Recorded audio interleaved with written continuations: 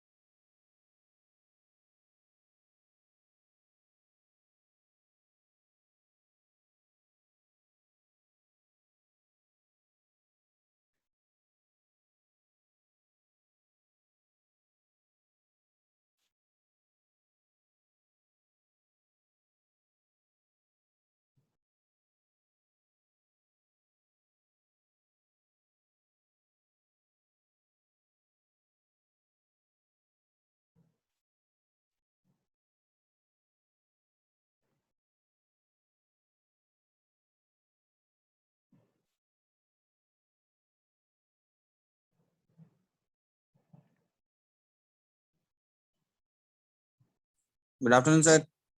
Good afternoon दीपक।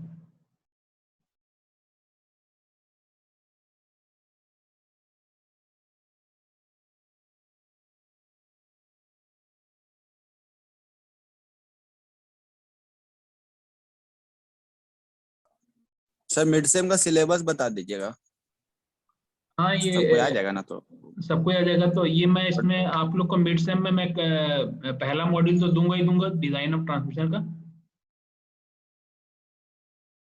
और साथ में मैं आपको मॉड्यूल 6 का क्लच वाला पोर्शन दूंगा।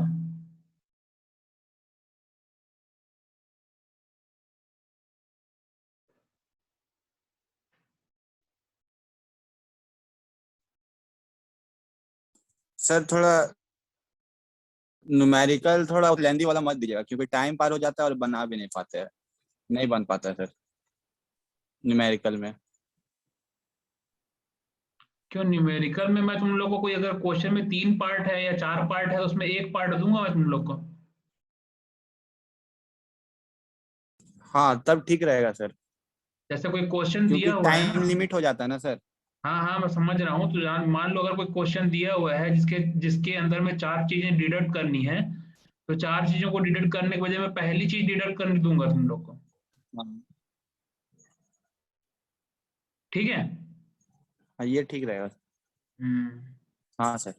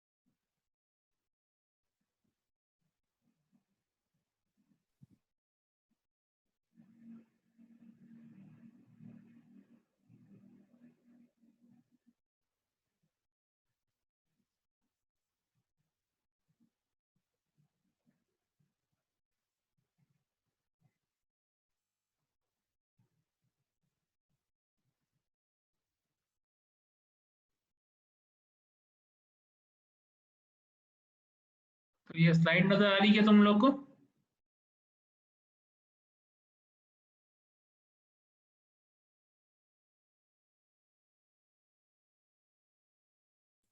Yes sir.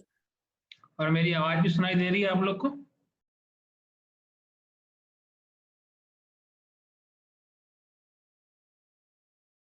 आवाज भी क्लियर है ना?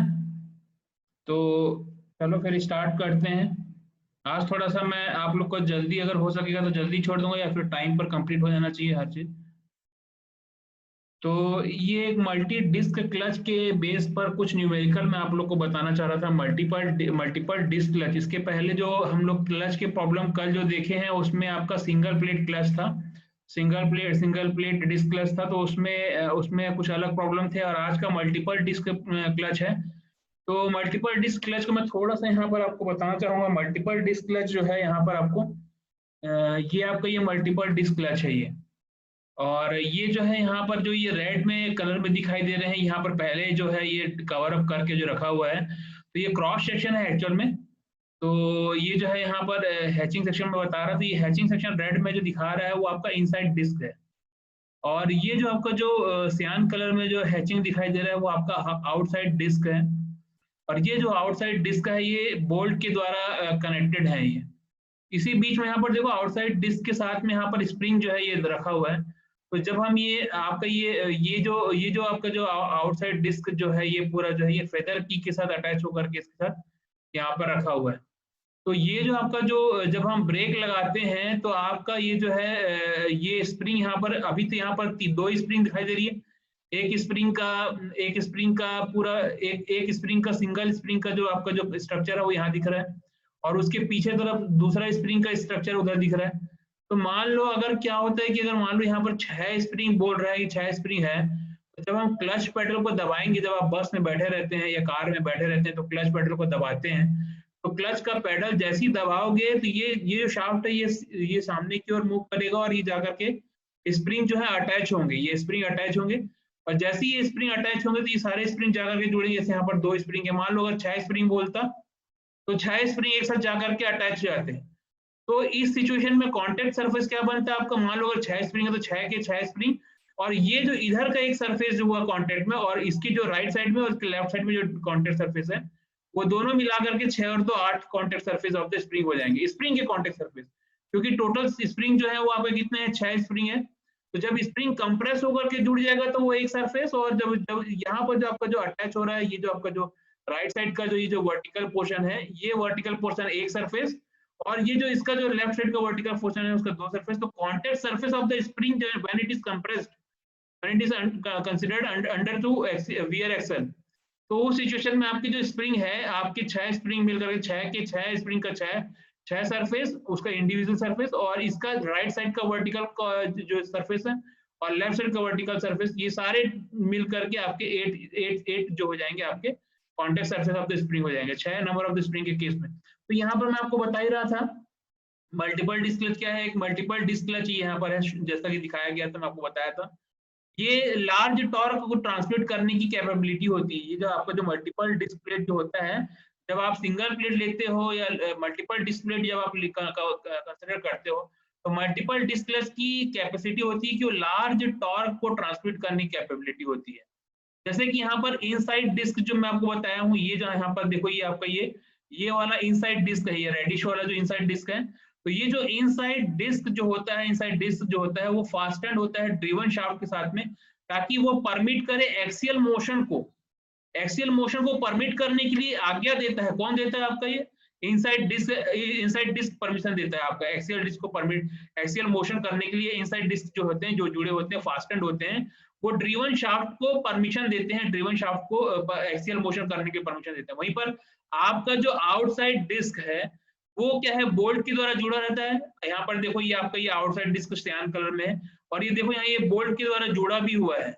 ये जो आपका जो बोल्ट के द्वारा जुड़ा हुआ जो आपका जो आपका जो ये वाला जो आउटसाइड डिस्क है, ये आउटसाइड डिस्क जो होते हैं बोल्ट के द्वारा जुड़े होते हैं, और ये फास्टेंड होते हैं हाउसिंग के द्वारा, जो कि ड्राइविंग शाफ्ट के द्वारा कीड होते हैं। अब यहाँ पर देखो ड्राइविंग शाफ्ट कौन सा है?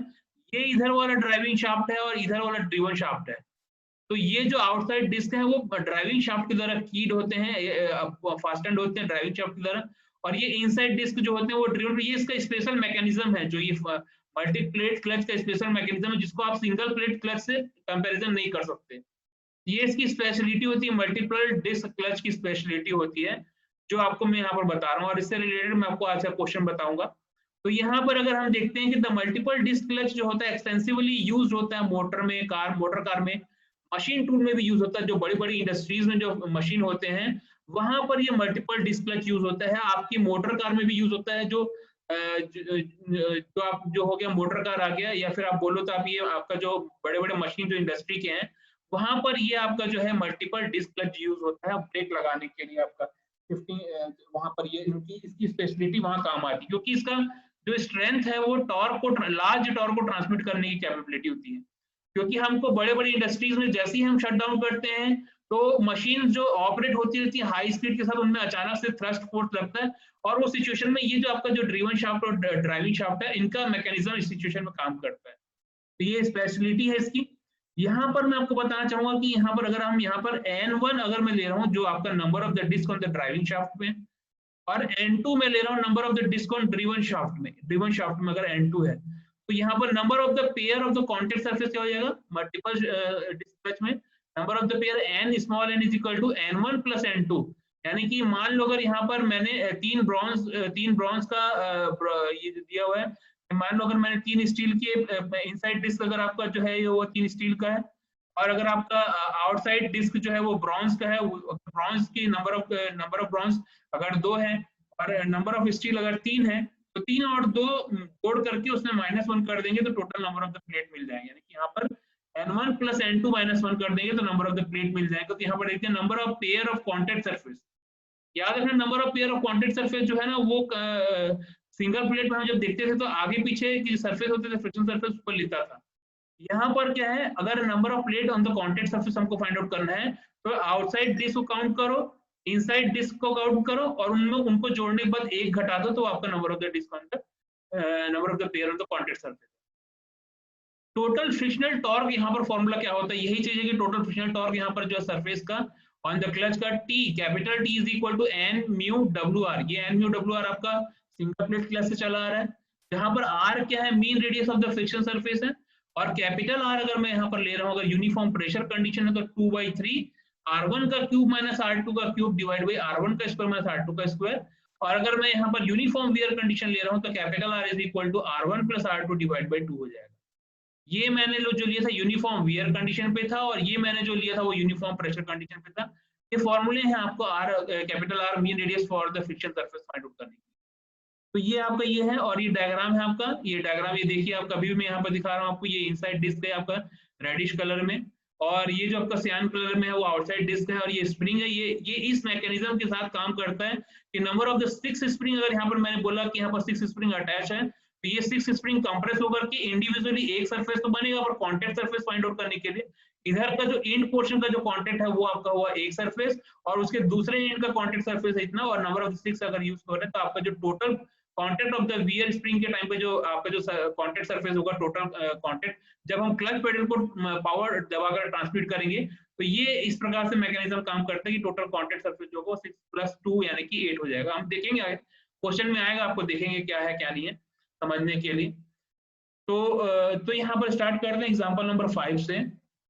A multi-disc clutch has a 3 disc on the driving shaft and 2 on the driven shaft. A multi-disc has a clutch has a 3 disc on the driving shaft बोल रहा है, और 2 disc on the driven shaft बोल रहा है। The inside diameter of the contact surface is 120 mm. inside diameter जो है contact surface का 120 mm है inside diameter, यानी कि आपका कितना हो जाएगा inside diameter, आप मैं बोला ही था कि inside diameter जो होता है वो R2 होता है, और रेडियस जो होता है इनसाइड रेडियस जो होता है वो आउटर R2 होता है, और एक्सटर्नल रेडियस जो होता है वो R1 होता है। तो यहाँ पर अगर इनसाइड डायमीटर बोल रहे हैं यानी कि D2 की बात कर रहा है, that is equal to 120 mm। The maximum pressure between the surface is limited to 0.1 Newton per mm square. Design the clutch for transmitting the 25 kilowatt at transmitting power board at 25 kilowatt at 1575 rpm, 25 kilowatt at 1575 rpm बोल रहा है, यानी कि n की capital n की value दिया हुआ, assume करना है uniform wear condition and coefficient of the friction as 0.3। ये हमको एज्यूम करना है यूनिफॉर्म वियर कंडीशन को, और कोएफिशिएंट ऑफ फ्रिक्शन यहाँ पर म्यू दे दिया है, दैट इज इक्वल टू 0.3। अब यहाँ पर देखते हैं N1 इज इक्वल टू क्या बोल रहा है यहाँ पर, N1 इज इक्वल टू 3 है, N2 इज इक्वल टू 2 है, और D2 is equal to 120 mm है। तो D2 is equal to 120 mm, तो R2 is equal to 60 mm हो जाएगा। अब यहाँ पर P मैक्सिमम कितना दिया हुआ है आपके पास, P मैक्सिमम दिया हुआ है, यानी कि उसका कनेक्शन किससे होगा, R2 से होगा, तब हम उसको वहां से हम C फाइंड आउट कर सकते हैं, वियर कांस्टेंट फाइंड आउट कर सकते हैं C को। ये P मैक्स यहाँ पर गिवन है, that is equal to 0.1 newton per mm square. अब यहाँ पर P is equal to 25 kilowatt दिया हुआ है, तो 25 into 10 to the power 3 watt हो गया। एन यहाँ पर कितना दिया हुआ है 1575 आरपीएम, म्यू की वैल्यू दी हुई है 0.3। हम जब हम क्वेश्चन सॉल्व करते हैं बहुत ही अच्छा है, काफी कुछ बुक्स जो होती हैं वो इस चीज को फॉलो अप करती हैं कि जितना भी डाटा दिया हुआ है उसको शॉर्ट आउट करके रख लेते हैं। तो यहाँ पर let the R1 is equal to यहाँ पर दिया हुआ कॉन्टैक्ट सरफेस, तो टॉर्क ट्रांसमिटेड यहाँ पर कितना दिया हुआ T is equal to power into 60 divide by 2 pi n, ये हमारा फॉर्मूला है, या फिर हम इसको जानते हैं power is equal to 2 pi nt by 60 होता है। तो torque is equal to power into 60 by 2 pi n। यहाँ से पावर यहाँ पुट अप करेंगे 25 into 10 to the power 3 60 divide by 2 into pi into 1575 आपका n आरपीएम दिया हुआ है।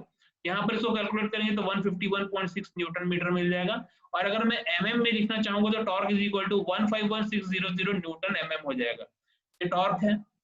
अब मैं आपको बताया हूँ कि मैक्सिमम प्रेशर, अगर आप यहाँ पर इंटेंसिटी ऑफ प्रेशर मैक्सिमम यहाँ काम करता है तो इनर रेडियस क्या होगा आपका R2 है। तो इस सिचुएशन में P into maximum into R2 is equal to C हो जाएगा। और अगर मैं यहाँ पर C फाइंड आउट करना चाहूंगा तो आपका R2 कितना दिया हुआ है 0.1, P मैक्सिमम यहाँ पर कितना दिया हुआ है P मैक्सिमम 0.1 और R2 कितना दिया हुआ है दैट इज इक्वल टू 60। तो यहाँ से 0.1 का 60 से मल्टीप्लाई करने पर 6 न्यूटन पर mm हो जाएगा, C इज इक्वल टू। अब यहाँ पर आते हैं कि हमको ये क्वेश्चन में दे दिया है कि आपको क्या फाइंड आउट करना है, design the clutch for transmitting the 25 kilowatt इतना दिया हुआ है, एज्यूम करना है। तो ये अभी हमने डिजाइन में क्या क्या फाइंड आउट कर लिए, टॉर्क फाइंड आउट कर लिए, P मैक्सिमम फाइंड आउट कर लिए, C फाइंड आउट कर लिए। अब आते हैं W पे, क्योंकि एक्सियल वियर कंडीशन है ईच फ्रिक्शन सरफेस पे, तो W is equal to 2 pi C R1 minus R2। तो यहाँ से 2 पाई और C कितना निकला 6 निकला, और R1 माइनस R2 यानी कि R1 माइनस 60 हो जाएगा। R2 अभी भी नहीं दिया, R2 दिया हुआ लेकिन R1 नहीं दिया हुआ। तो यहाँ से आपका 37.7 R1 माइनस 60 हो जाएगा, that is equal to W। Uniform wear condition में नेक्स्ट टाइम फाइंड आउट करेंगे, अगर आप कुछ पूछ रहा है तो that is equal to R capital R। और यूनिफॉर्म वियर कंडीशन में आपका mean radius for the contact surface कितना दिया रहता है, capital R is equal to R1 plus R2 divide by 2। और R1 प्लस R2 में R1 तो नहीं दिया हुआ लेकिन R2 दिया हुआ, that is equal to 60 divide by 2। तो यहाँ से हम 0.5 इंटू R1 जो यहाँ से निकला हुआ है आपका यहाँ पर 0.5 ये आपका जो हो जाएगा, ये आपका जो है ये 1/2 यहाँ से 1 को डिवाइड 1/2 हो करके ये 0.5 हो जा रहा है, और 60 डिवाइड कर रहे हैं तो 30 हो जा रहा है, तो 0.5 R1 प्लस 30 हो गया। अब हम जानते हैं कि number of pair contact surface पर कितना है, n is equal to n1 plus n2 minus 1। Number of pair contact surface का हम फाइंड आउट करना है। तो 3 आपकी जो दी हुई, कितनी दी हुई है आपकी यहाँ पर दिया हुआ 3 disc on the driving shaft दिया हुआ है, और 3 disc on the driving shaft और 2 disc on the driven shaft दिया हुआ है। तो n2 की वैल्यू 2 दी हुई है और n1 की वैल्यू 3 दी हुई है। तो 3 प्लस 2 माइनस 1 करेंगे तो कितना हो जाएगा 4।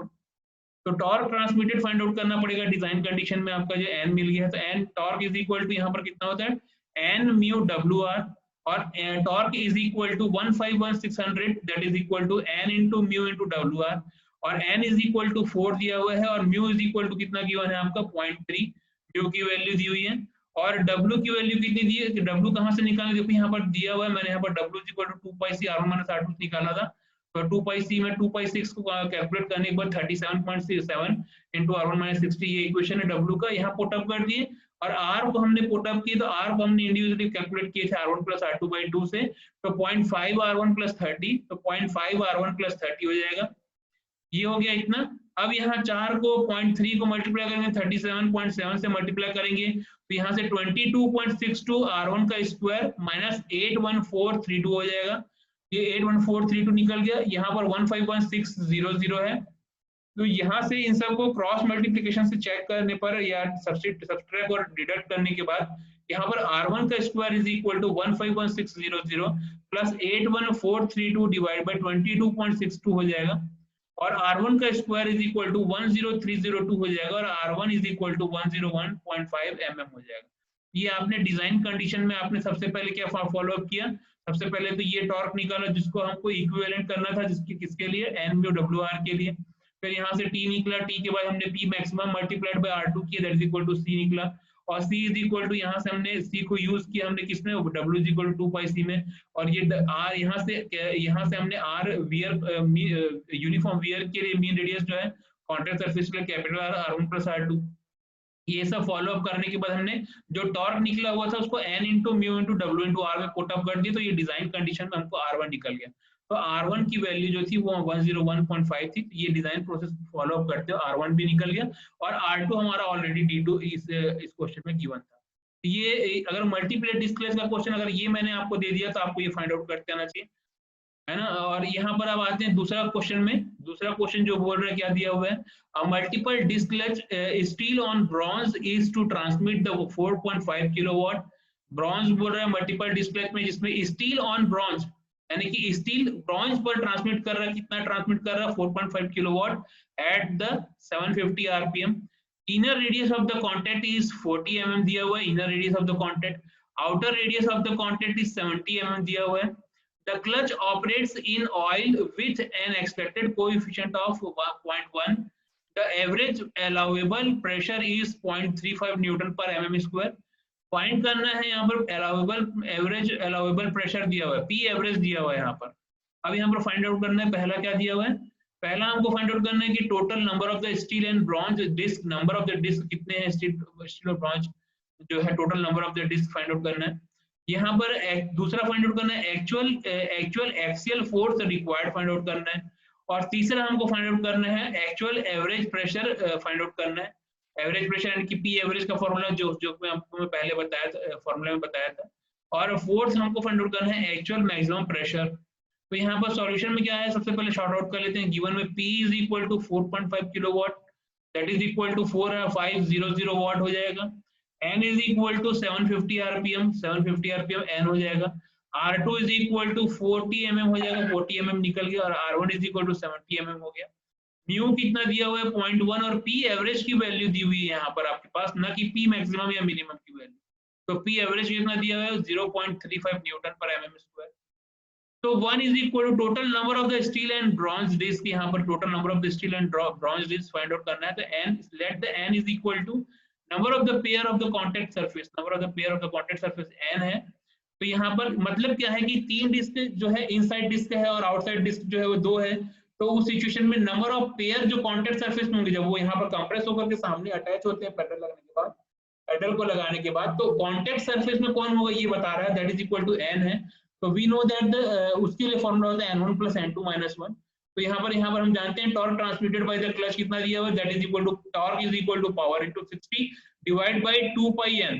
2 पाई n यहाँ पर 4500 इनटू 60 हो जाएगा, और 2 पाई n में n इज इक्वल टू यहाँ पर कितना given, that is equal to 750 RPM. तो यहाँ पुट अप करेंगे तो torque is equal to 57.3 newton metre, और अगर इसको मैं इसको न्यूटन mm में चेंज करना चाहूंगा तो 57300 न्यूटन mm।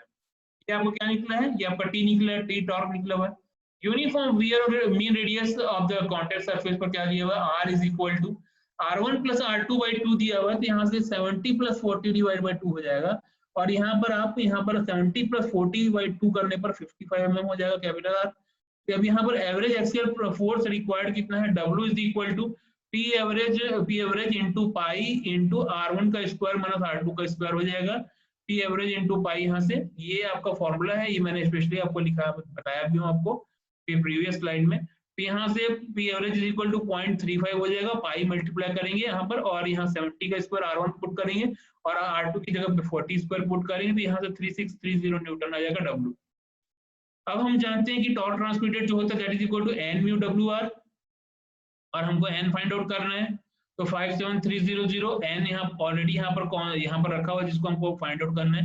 म्यू की वैल्यू 0.1 दी हुई है, W इज इक्वल टू यहाँ पर हमने फाइंड आउट किया दैट इज इक्वल टू 3630, और यहाँ पर R जो दिया हुआ है R is equal to 55 mm, ये हमने यहाँ पर 70 + 40/2 से निकाले, यहाँ पुट अप किए तो 57300 इज इक्वल टू 19965 n आ जाएगा, और n को क्रॉस मल्टीप्लिकेशन से चेक करेंगे तो 57300 को डिवाइड करेंगे 19965 से, तो यहाँ से इज इक्वल टू 2.87 हो जाएगा। अब चूंकि number of the pair of the contact surface जो है दैट मस्ट बी इवन होने चाहिए, इसलिए यहाँ पर देखो नंबर ऑफ पेयर कितना होना, देखो इवन इवन होना चाहिए। देयरफॉर अगर हम यहाँ पर 4 pair of the contact surface लेते हैं, अगर 3 स्टील डिस्क है और 2 ब्रॉन्ज डिस्क अगर ये कंसिडर करते हैं, तो 4 पेयर होंगे 3 + 2 - 1 के हिसाब से, because number of the pair of the contact surface जो होना चाहिए that is 1 less than the total number of disc, total number of disc से का वो लेस देन होना चाहिए। तो इस सिचुएशन में आप अगर यहाँ पर n is equal to round figure में 3 लोगे तो गलत हो जाएगा, इसलिए आपको यहाँ पर 4 लेना पड़ेगा, ताकि 3 और 2 5 का कैलकुलेट करने के बाद -1 करें तो n इज इक्वल टू आएगा। अगर आपको n लेना है तो अप्रोक्सीमेटली यहाँ पर अप्रोक्सीमेटली का साइन दे करके आपको लिखना पड़ेगा कि ये 4 है, दैट इज इक्वल टू न कि 3 है। तो यहाँ total n is equal to 4 होगा आंसर में। यहाँ स्टेटमेंट आपको यहाँ दिया हुआ है, आप इसको जब क्लास खत्म हो जाएगी तो आप पढ़ सकते हो इसमें क्या दिया हुआ है स्टेटमेंट। दूसरा चीज हमको यहाँ फाइंड आउट करना है the actual axial force required. Actual axial force required क्या है यहाँ पर, इसके लिए हम क्या करना पड़ेगा, W dash is equal to actual axial force required, W dash मान लेते हैं। अब चूंकि actual number of the pair of the contact surface यहाँ पर 4 है, therefore actual torque developed by clutch for the one pair of contact surface यहाँ पर कितना हो जाएगा, T dash is equal to torque by n। तो यहाँ से 57300 divide by n is equal to 4 हो जाएगा। तो यहाँ से T dash is equal to 4 से डिवाइड करने पर चूंकि हमने n को हमने 4 माना है, तो यहाँ से T dash is equal to 4325 newton mm हो जाएगा।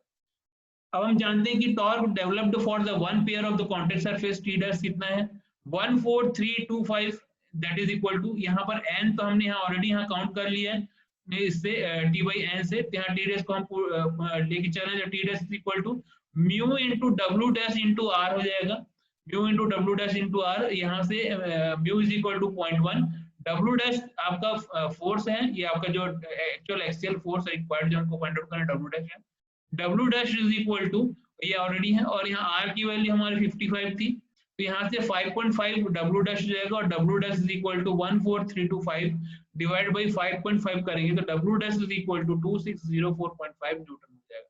ये W डैश हमको फाइंड आउट करना होगा एक्चुअल एक्सियल फोर्स रिक्वायर्ड के तहत। तो ये आपका एक्चुअल एक्सियल फोर्स रिक्वायर्ड जो होगा ये आपका W डैश होगा, that is equal to 2604.5 newton हो जाएगा। तो ये है आपका ये, और तीसरा जो है यहाँ पर actual average pressure find out करना है आपको।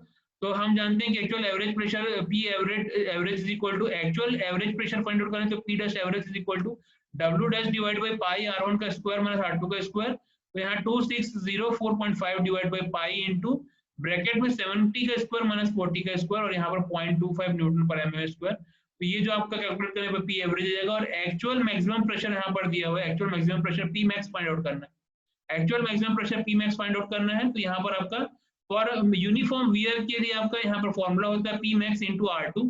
तो यहाँ से that is equal to C होता है, और C is equal to 40 into P max हो जाएगा। अब हम जानते हैं कि आपका जो actual axial force W dash जो है 2604.5 है, that is equal to 2 pi C R1 minus R2 हो जाएगा। तो R1 माइनस R2 से यहाँ पर 2 पाई 40 P मैक्स, यहाँ पर C is equal to P max 40 into 2 pi into 40 into P max into 70 minus 40, तो यहाँ से 7541 P मैक्स हो जाएगा। P max is equal to 2604.5 divide by 7541 करेंगे तो P max is equal to 0.345 newton per mm square. ये P मैक्स हमको फाइंड आउट करना था। ये हो गया आपका क्वेश्चन के अकॉर्डिंग। एक लास्ट क्वेश्चन है, लेकिन लास्ट क्वेश्चन से पहले मैं आप लोग का अटेंडेंस लेना चाहूंगा, क्योंकि नेटवर्क प्रॉब्लम भी हो रहा है, कहीं अटेंडेंस छूट मत जाती है। 2 मिनट का ब्रेक लेते हैं।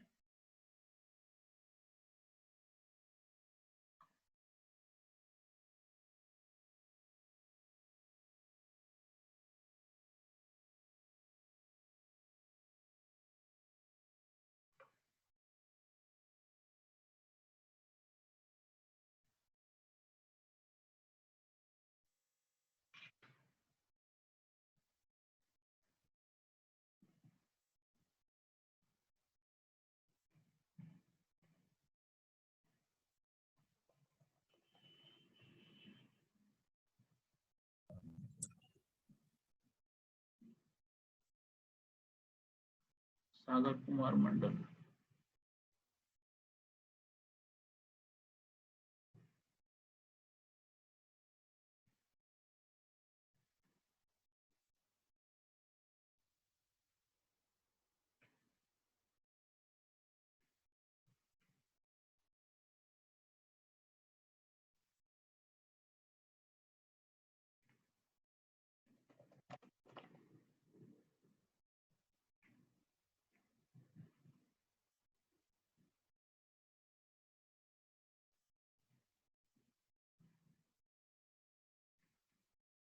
विशाल desert.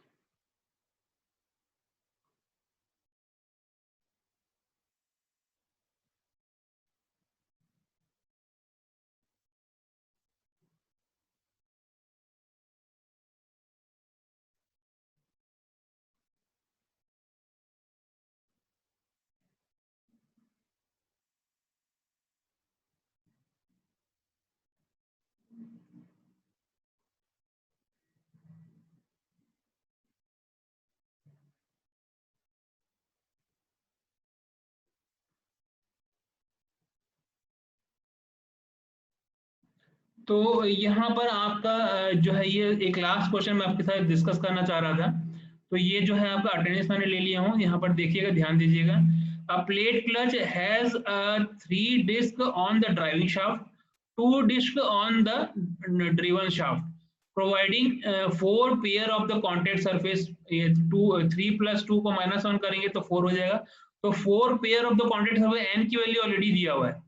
Outside diameter of the contact surface is 240 mm दिया हुआ outside diameter, and inside diameter of the 120 mm inside diameter दिया हुआ है। assume करना है uniform pressure and uniform pressure assume करना है, and 4 and mu is equal to 0.3।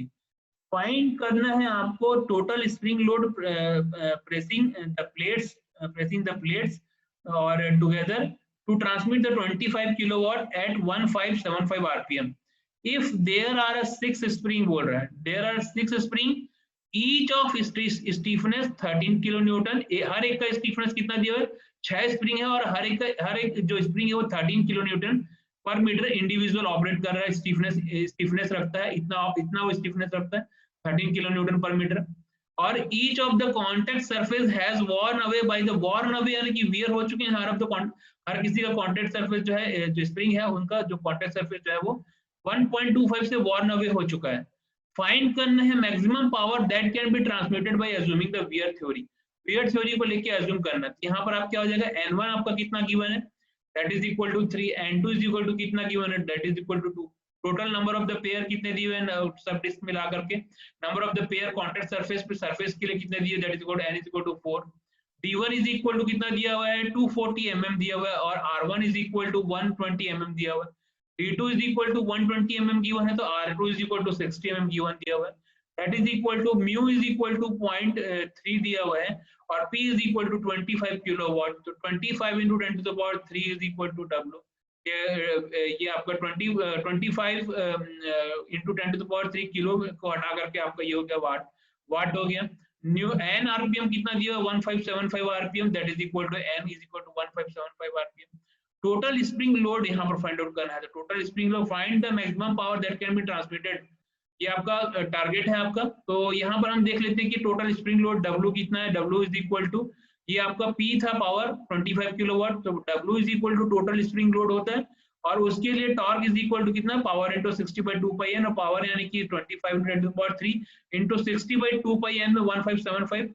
यहाँ से टॉर्क कैलकुलेट करेंगे तो आपका कितना निकल जाएगा, 151.5 × 10⁻³ Newton mm। Mean radius of the contact surface for the uniform uniform pressure के लिए कितना गिवन है, यहाँ पर देखो कि ये जो है एज्यूम करना है यूनिफॉर्म प्रेशर, तो mu is equal to 3। Find the total number of the spring load pressing the plates together to transmit the 25 kilowatt at the 15 rpm। तो पहले यूनिफॉर्म प्रेशर फाइंड को लेकर के चलना है, तो R is equal to 2/3 R1 cube minus R2 cube divide by R1 का square minus R2 का स्क्वायर। यहाँ से 2/3 से लेकर के यहाँ पर 120 का क्यूब माइनस 60 का क्यूब, यहाँ से 120 का स्क्वायर माइनस स्क्वायर। कैलकुलेट करने पर आपका मिल जाएगा 93.3 mm मिल जाएगा। ये आपका हो गया, ये आपका आ गया R, capital R। Torque transmitted T is equal to 151.5 into 10 to the power 3 n mu WR हो जाएगा। n mu WR ये आपका टॉर्क ट्रांसमिटेड है, फॉर्मूला ये 151.5 into 10 to the power 3 is equal to 112 वाट हो जाएगा। 4.3 कैलकुलेट करोगे तो W के टर्म में 112 W आ जाएगा, और ये 112 W में W को कैलकुलेट करोगे तो 151.5 into 10 to the power 3 divide by 112 यहाँ से, और W is equal to 1353 newton आ जाएगा। ये आपका टोटल स्प्रिंग लोड निकला हुआ है। अब बोल रहा है कि आपको फाइंड करना है maximum power that can be transmitted assuming the viewer theory. Maximum power find out करने को रहा है, तो मैक्सिमम पावर जो है जब आप क्लच पेडल दबाओगे तो उसमें आपका स्प्रिंग पर जैसे ही शिफ्ट करेंगे टारगेट तो स्प्रिंग कंप्रेस होगा। तो स्प्रिंग को लेते हुए टोटल आपको यहाँ पर देखना पड़ेगा क्या फॉर्मूला है। तो Q1 यहाँ पर नंबर ऑफ स्प्रिंग कितना दिया 6, और अगर आप यहाँ पर contact surface of the spring ले रहे हो तो कॉन्टेक्ट मैं आपको बताया हूँ कि नंबर ऑफ 6 में contact surface of the spring कितने होंगे 6, तो उनके जब वो कंप्रेस हो जाएंगे तो एक एक इंडिविजुअली 6 सरफेस हो जाएगा, और लेफ्ट साइड और राइट साइड मिला करके आपका 2 सरफेस और ऐड होगा, तो total number of contact surface of spring 8 हो जाएगा। Wear on the each contact surface यहाँ पर गिवन है क्वेश्चन के according 1.25 mm, total wear is equal to 8 into 1.25 यानी कि 0.01 ये टोटल वियर है। Stiffness of the each spring is equal to 30 kN per meter दिया हुआ है, यानी कि 13 into 10 to the power 3 Newton per meter। अब reduction in the spring force कितना हो जाएगा, total wear multiplied by stiffness per spring multiplied by number of the spring, ये फॉर्मूला आपको ध्यान में रहना चाहिए, total wear into stiffness per spring number of the spring, 0.01 into 13 into 10 to the power 3 और नंबर ऑफ स्प्रिंग यहाँ पर 6 है।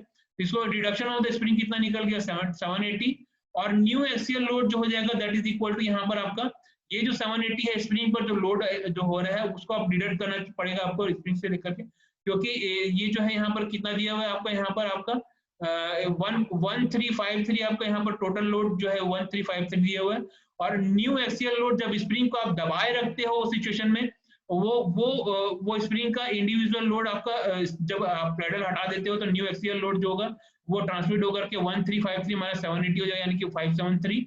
अब हम जानते हैं कि mean radius is equal to contact surface of the uniform के लिए, यूनिफॉर्म वियर के लिए कितना दिया हुआ, r is equal to r1 plus r2 by 2, तो 120 प्लस 60 बाई 2 हो जाएगा 90 mm, 0.09 मीटर यहाँ पर आपका ये आपका 0.09 आपका कैपिटल आर आ जाएगा।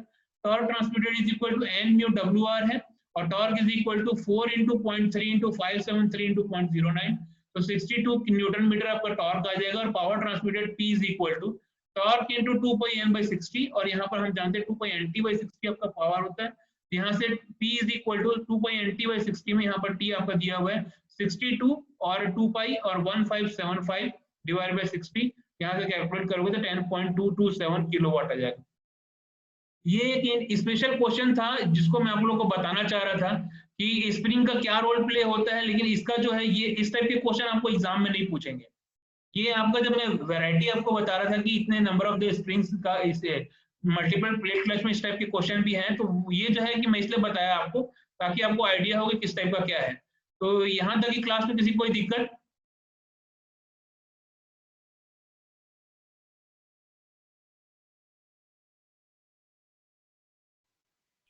No sir.